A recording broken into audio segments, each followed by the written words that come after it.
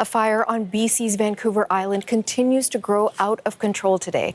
The Mount Underwood fire is burning more than 10 kilometres south of Port Alberni, a small city home to about 19,000 people. Michelle Gassoub has been following the story for us today, and she joins me now. So, Michelle, the fire is growing rapidly. Take us through the very latest on this. Yeah, the growth of this fire has been described as unusual and explosive.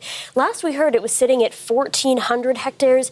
We got an update just moments ago. It's now at over 2,100 hectares. This is burning around 10 kilometres south of Port Alberni. What we heard today is that it is this eastern flank that is of the most concern, is experiencing the most significant fire growth, and that eastern flank is also generating the smoke that is impacting the community. Now, the good news is, or the bad news is rather, that the fire was being pushed south yesterday.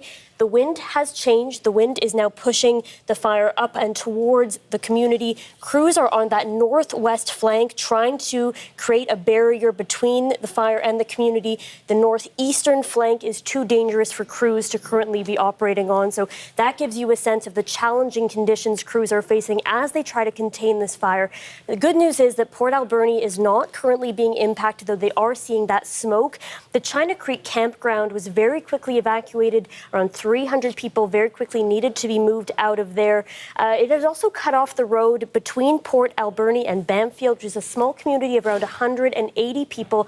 That community has also had its internet cut off, power outages there as well, and they expect that could take a few days for them to bring that back. But though it is the closest to Port Alberni is not being impacted at this time.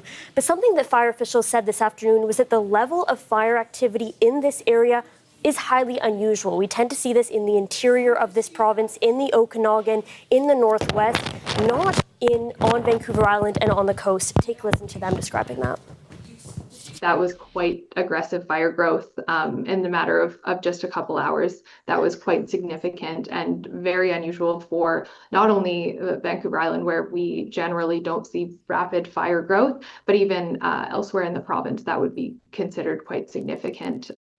So unusual for the only wildfire of note in BC to be on the island. They say it is because the island has been experiencing drought conditions since May. Usually that is one of the areas of the province that is spared those drought conditions.